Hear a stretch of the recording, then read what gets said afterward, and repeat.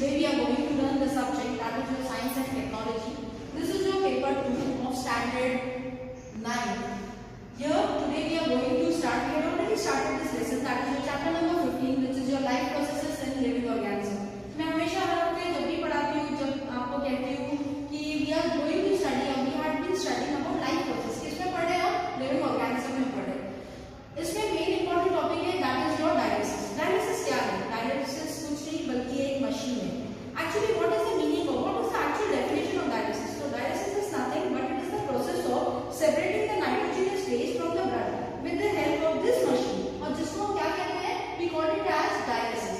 इसमें डायलिसिस के बाद we are going to learn about dialysis of blood, किस तरह जो है हमारा ब्लड प्यूरिफाई होता है.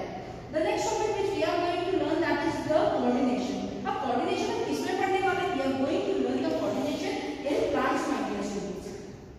Life processes in living organism. So what do you mean by life processes? Life processes का मतलब क्या होता है? The basic process, या ये एक basic process है of life include organization, metabolism, responsiveness, movement and reproduction. In humans example, जैसे example मैं आपको दे रही हूँ, growth, हमारा respiration, हमारा digestion and excretion, ये सारे तमाम बातों को हम life processes कहते हैं. In the living organism, हर चीज़ हम जो है living organism में देख रहे हैं. जब living organism में देख रहे हैं तभी इनमें सारी बातें होंगी, growth होंगी. living organism है, इसी वजह से उनमें growth है, उसमें respiration है, उसमें digestion का process है, उसमें excretion का process है.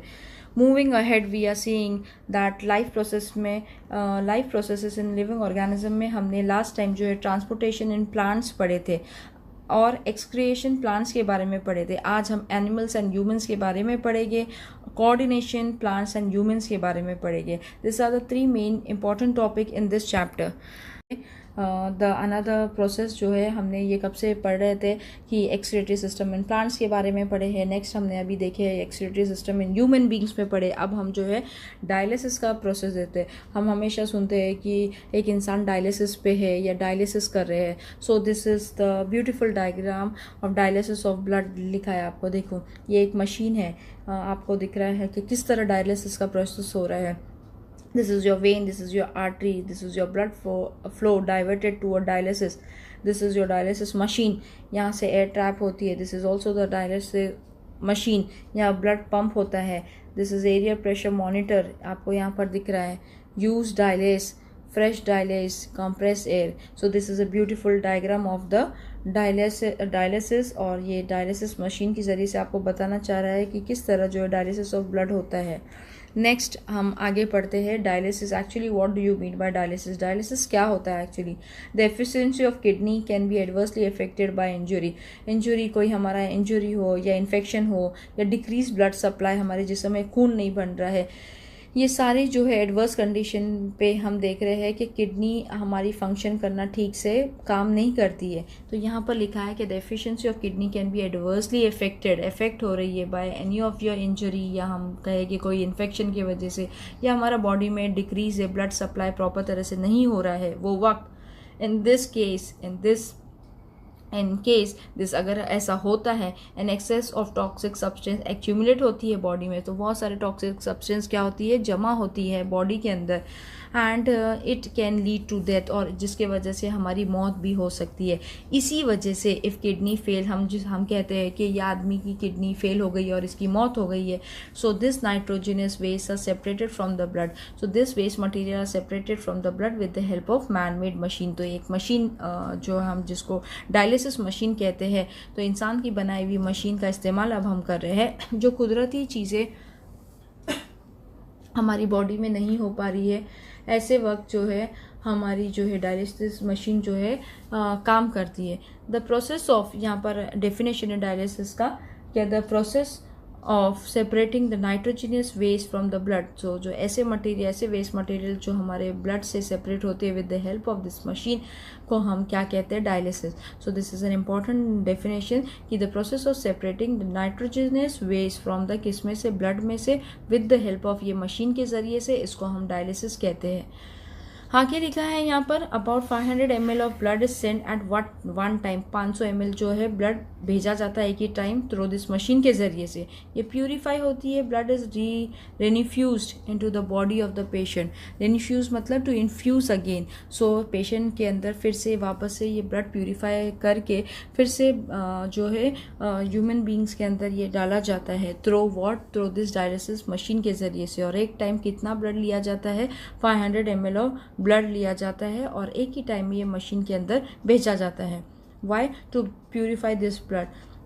जब किडनी ऐसा फंक्शन करना बंद कर देती है तब ये जो है आर्टिफिशियल मेथड या ये मैन मेड मेथड का जो है डायलिसिस मशीन जो बनाई गई है मैन मेड के ज़रिए से, इसका इस्तेमाल किया जाता है। Moving ahead, we are seeing about coordination. What do you mean by coordination? Coordination is nothing but it is the ability to use different parts of the body together smoothly and efficiently. So हम देखेंगे इसमें कि actually what do you mean bye coordination, coordination क्या होता है। सो यहाँ पर आगे हम बढ़ते हैं। Several organ system function in multi cellular organism. So बहुत सारे डिफरेंट ऑर्गन सिस्टम फंक्शन करते हैं मल्टी सेलुलर ऑर्गेनिज्म में। मल्टी सेलुलर मतलब more than one cell organism जिसको हम कहते हैं। The life goes on smoothly, इनकी लाइफ कैसी स्मूथली गो ऑन करती है if there is coordination between different organ system और organ and the stimuli in the surrounding. हम हमेशा कहते हैं कि अगर हम फॉर एग्जांपल टीचर और स्टूडेंट्स लेते हैं तो अगर एक दूसरे का कोऑर्डिनेशन रहे तो हमें जो है अंडरस्टैंडिंग होती है। स्टूडेंट्स हमसे क्वेश्चन करता है, अगर उसको कुछ नहीं समझ में आता है टीचर भी कोशिश करती है कि ये हम बच्चे के प्रॉब्लम को सॉल्व हो। कब? जब एक दूसरे के अंदर कोऑर्डिनेशन रहे। अगर एक दूसरे से कोऑर्डिनेशन रहता है तब लाइफ भी स्मूथली रन ऑन करती है। सो आगे कुछ इंपॉर्टेंट बातें जो रेड लाइन में दी है, this is some important points. Depending upon this function we can say that systematic regulation of different life processes can be controlled and bring about the different processes in the proper sequence. और इसी को हम क्या कहते हैं, this is the definition of coordination. जब proper जो है कोऑर्डिनेशन जो है कंट्रोल करती है, यहाँ पर डेफिनेशन के ज़रिए से भी पता चलता है कि it is the ability use different parts of the body together smoothly and efficiently जो है जब ये रन करती है ए प्रोसेस को हम क्या कहते हैं, कोऑर्डिनेशन। यहाँ लिखा है क्या, depending upon this we can say that systematic regulation of different process can be called as control and bringing about, इसको हम कंट्रोल कहते हैं। And bringing about different processes, जो डिफरेंट प्रोसेसेस वर्क ऑन करती है इन प्रॉपर सीक्वेंस को, इसको हम कोऑर्डिनेशन कहते हैं। Moving ahead, we are seeing about coordination क्या है actually. If any activity in the body is completed successfully, अगर कोई भी एक्टिविटी हमारी बॉडी में सक्सेसफुली कंप्लीट होती है तब proper coordination between different system and organ participate at different step of that activity is necessary. हर एक ऑर्गन का पार्टिसिपेट होना बॉडी में बहुत ही ज़रूरी होता है। If due to lack of coordination, अगर कोऑर्डिनेशन की कमी हो और सम अदर फैक्टर्स हो, there is confusion at any step, the activity may not get completed. कोई भी हम एक्टिविटी ले या हमारी बॉडी से रिलेटेड कोई भी एक्टिविटी ले, अगर हमें कोऑर्डिनेशन नहीं होता है तो एक्टिविटी भी कंप्लीट नहीं होती है। There should not be any randomness at any step. Randomness मतलब क्या, द क्वालिटी और state of lacking of pattern हम जिसको कहते हैं, जिसको रैंडमनेस कहते हैं at any of the step. There need to be proper coordination between the internal activities of the body. तो हमारा जो है बॉडी से प्रॉपर कोऑर्डिनेशन भी होना ज़रूरी है। अगर बॉडी से प्रॉपरली कोऑर्डिनेशन होता है तो हमारी लाइफ जो है स्मूथली रन होती है। सो यहाँ लिखा है there need to be a proper coordination between internal activities of the body. Resulting कौन कौन से वेरियस फैक्टर होते हैं, लाइक हमारे बॉडी का टेम्परेचर हो गया, हमारा वाटर लेवल हो गया, हमारा एंजाइम लेवल हो गया। अब यहाँ पर एक अल्फाज आया enzyme. So enzyme is a biocatalyst which speed up the rate of chemical reaction। हमने ये लोअर क्लास में भी पढ़े थे कि एंजाइम एक बायोकैटलिस्ट होती है, या मैं आपको डीपली आपको अगर एक्सप्लेन करूँ तो it is a substance produced by living organism which act as a catalyst to bring about specific biochemical reaction. तो यही मैंने आपको शॉर्ट टर्म में बताई क्या, it is a biocatalyst which speed, this enzyme is a biocatalyst which speed up the rate of a chemical reaction. My dear students, or stimuli arise in the surrounding environment। Proper coordination between various systems of an organism help to maintain a state of equilibrium called homeostasis. हर एक चीज़ जब properly maintain हुई, जब system इसका properly maintain होता है, हम इसको क्या कहते हैं? homeostasis कहते हैं. So what do you mean by homeostasis? तो homeostasis is the tendency toward a relative stable equilibrium between what interdependent elements, जिसको हम homeostasis कहते हैं, and which is necessary for optimum efficiency of the body. तो हर एक चीज़ का जो है बॉडी का, चाहे वो इंटरनल हो चाहे वो एक्सटर्नल हो, कोऑर्डिनेशन होना बहुत ही ज़रूरी है. मूविंग अहेड, ये हमने जो है ह्यूमन बींग्स में पढ़े. अब हम कोऑर्डिनेशन इन प्लांट्स में पढ़ेंगे. जितना ह्यूमन बींग्स के लिए एक दूसरे का कोऑर्डिनेशन एसेंशियल है, ज़रूरी है, उतना ही प्लांट्स के लिए कोऑर्डिनेशन भी बहुत ही ज़रूरी होता है. Plants do not have any system like nervous system. Plant में ऐसा कोई सिस्टम नहीं है जैसे हमारे नर्वस सिस्टम और मस्कुलर सिस्टम ऑफ एनिमल्स हम ले गए. तो then how do plant bring about movement. तो किस तरह प्लांट मूवमेंट्स करता है? In plants movements are mainly in the form of responsiveness to stimuli. आपने देखे टच मी नॉट प्लांट, जिसको हम छुई मुई कहते हैं. तो किस तरह ये जो है प्लांट मूव करता है, जिसको जैसे हम उसको छू ले तो ये बंद होता है, किस तरह इसमें भी जो है कोऑर्डिनेशन सिस्टम वर्क ऑन करती है. So this is a beautiful diagram यहाँ पर दिख रहा है कि this is the pollen grain, this is the pollen tube. ये फ्लावर का एक स्ट्रक्चर है, pollen tube growing toward the ovule. This is your ovule and this is the ovary. हम एग्जाम्पल एक समझो हाइबिस्कस फ्लावर ले तो ये इसका इंटरनल स्ट्रक्चर है, ये अंदर का हिस्सा है उसका. The next is the phototropic response. यहाँ सन, सूरज दिख रहा है, प्लांट की बेंड टूवर्ड द सन. सूरज की रोशनी से प्लांट बेंड करती है वही डायरेक्शन में. This is your tendrils and this is the thigmotropic response. So thigmotropic response क्या होता है actually? What do you mean by thigmotropic response? So thigmotropic response is the movement और the growth of an organism in a particular direction in response to contact with solid object, जिसको हम थिग्मोट्रॉपिक movement कहते हैं. यहाँ पर एक अल्फाज भी आया था, that is your nervous system और मस्कुलर सिस्टम जिसको हम कहते हैं. सो ये क्या है दोनों? It is the network of nerve cell and fibres which transmit nerve impulse between parts of the body में, अगर हम इंसान ले तो. पर ये हम जो है प्लांट कोऑर्डिनेशन इन प्लांट्स में पढ़ रहे हैं.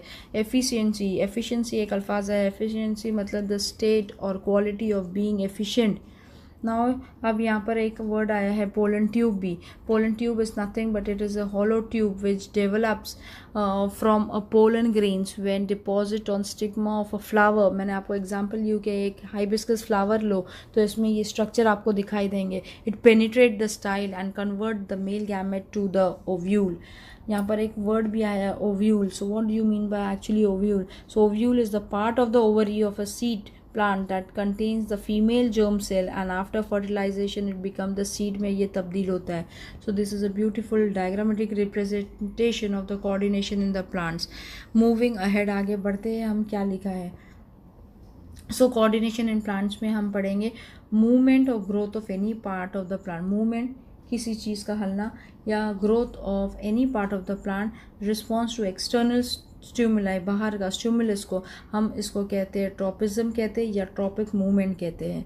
नेक्स्ट हम देखेंगे the shoot system of any part respond to light की तरफ. अगर ये शूट सिस्टम रिस्पॉन्ड करता है light stimulus that it grows toward the source of light, सूरज की ओर अगर ये प्लांट ग्रो करता है.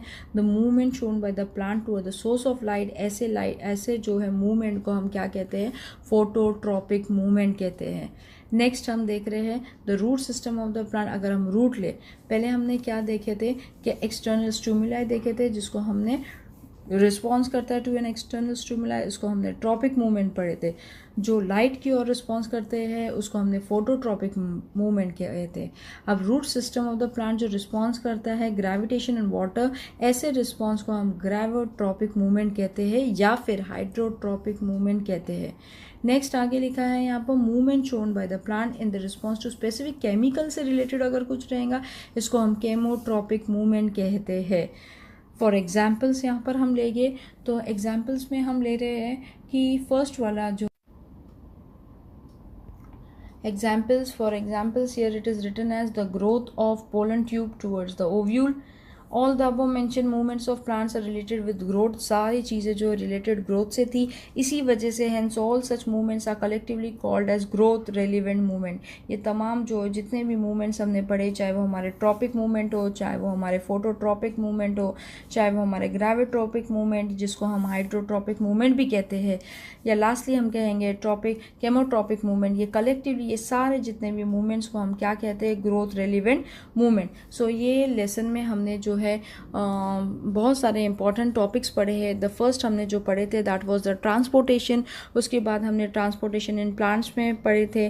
ट्रांसपोर्टेशन इन प्लांट्स में हमने रूट प्रेशर के बारे में पढ़े थे कि किस तरह जो है, कुछ एग्जाम्पल मैंने ज़रिए से मैंने आपको बताई थी कि हमने झाड़ लिए थे जिसको हमने पानी में रखे थे, स्टेनिंग्स लिए थे, और ये रूट प्रेशर को उसी तरह से एक्सप्लेनेशन मैंने आपको की थी। उसके बाद में हमने पढ़े थे absorption with the help of root, उसके बाद हमने ट्रांसपिरेशन पुल पढ़े थे अब तक के। नेक्स्ट हमने पढ़े थे about the transportation of food and other substances in plant. उसके बाद हमने एक्सक्रिएशन का टॉपिक पढ़े थे। एक्सक्रिएशन में हमने एक्सक्रिएशन के इंपॉर्टेंट डेफिनेशन पढ़े थे। उसके बाद हमने एक्सक्रिएशन इन द प्लांट्स पढ़े थे। उसके बाद आज हमने जो पढ़े हैं that is the excretion in human beings के बारे में पढ़े हैं। एक्सक्रिएशन इन ह्यूमन बींग्स में ब्यूटीफुल डायग्रामेटिक ज़रिए से मैंने आपको एक्सक्रिएटरी सिस्टम एंड किडनी का जो है डायग्राम बताने की कोशिश की हूँ कि किस तरह किडनी फंक्शन करती है। नेफ्रॉन का ब्यूटीफुल डायग्राम जो है मैंने आपको एक्सप्लेनेशन की हूँ। अगर हमारी किडनी वर्क ऑन नहीं करती है तो हमने जो है डायलिसिस का प्रोसेस पढ़े थे। डायलिसिस जो है मैन मेड मशीन है जो फंक्शन हमारी किडनी नहीं कर पाती है, तो ये डायलिसिस के प्रोसेस जो होता है, हमारा डायलिसिस के ज़रिए से हमारा जो है नॉर्मल फंक्शनिंग ऑफ बॉडी होती है। ये बातें हमने, ये तमाम बातें पढ़े थे। और लास्टली हमने जो है कोऑर्डिनेशन पढ़े थे। कोऑर्डिनेशन चाहे हमारा ह्यूमंस ले लो या लास्टली हम कहेंगे coordination in plants low. Coordination in plants में भी हमने बहुत सारे मूवमेंट्स देखे थे। तो पहला हमने जो देखे थे that was the tropic movement. The second वाला जो देखे थे that was the phototropic movement. The third हमने देखे थे that was the gravitropic movement. And lastly we had seen about the chemotropic movement. अब जितने भी तमाम जो टॉपिक्स बच गए हैं वो हम नेक्स्ट जो है जब टॉपिक मैं पढ़ाऊँगी या नेक्स्ट सेशन जब मैं स्टार्ट करूँगी तब मैं आपको बाकी का एक्सप्लेनेशन दूंगी। अब तक की जो मैंने मल्टीपल चॉइस क्वेश्चन दी हुई ये आपको नोटबुक में लिखना है। और अब हम जो असाइनमेंट की ओर जो जा रहे हैं ये भी आपको साइंस टू नोटबुक में लिखना है। So the first assignment here it is given as the first one that is explain chemical coordination in humans and give the names and function of some hormone. सो आपको explanation करना है chemical coordination in humans में और कुछ नाम देना है और फंक्शंस लिखना है कुछ हार्मोन्स के। सेकेंड हम जो पढ़ रहे हैं that is the explain the difference between the excretory system of humans and plants, जो मैंने अभी आपको पढ़ाई हो। एक्सक्रिएटरी सिस्टम ह्यूमंस में भी पढ़ाई हो एंड प्लांट्स के बारे में इसका आपको डिफरेंस बिटवीन लिखना है। एंड थर्ड क्वेश्चन यहाँ पर लिखा है कि एक्सप्लेन कोऑर्डिनेशन इन प्लांट्स। मैंने जस्ट अभी आपको पढ़ाई थी with the help of you have to write with the suitable example. And the next topic, next main question यहाँ पर लिखा है कि you have to draw and label the diagram. आपको बनाना भी है और आपको लेबल भी डायग्राम करना है। द फर्स्ट वाला that is the human endocrine glands का बनाना है एंड सेकेंड जो आपको बनाना है that is the human brain. ये दो टॉपिक हमारे नहीं हुए हैं, लेकिन ये लेसन, ये नेक्स्ट टॉपिक को स्टार्ट करने से पहले मैं चाहती हूँ जब मैं एक्सप्लेन करूँ तो ये दो जो है डायग्राम जब आप बनाएंगे तो आपको आगे की बातें बहुत अच्छे से, आगे की टॉपिक जो है समझ में आएगी। सो ये दोनों भी टॉपिक जो है आपको कवर करने के लिए ये डायग्राम मैंने दी हूँ। सो ये दोनों डायग्राम को आपको बनाना है। The first one is the human endocrine gland and the second one is the human brain। यहाँ पर मैं अपना असाइनमेंट कंप्लीट करती हूँ। आपको ये असाइनमेंट अपने साइंस टू नोटबुक में फिर से आपको बोल रही हूँ कि लिखना है। यहाँ पर मैं अपना टॉपिक ख़त्म करती हूँ। अस्सलाम वालेकुम व रहमतुल्लाहि व बरकातुहू।